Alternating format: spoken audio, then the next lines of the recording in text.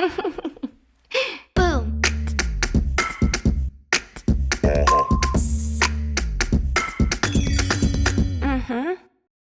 Hi, this is Marieke Blokland from Studio Bloknote and you are watching The Art of Raw.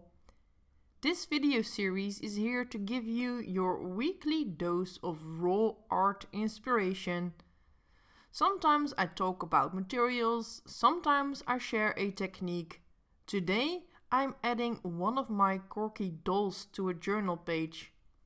There are already a few elements there: a blotch of paint, some scratchy marks, and a line of text that says, "You see things others don't."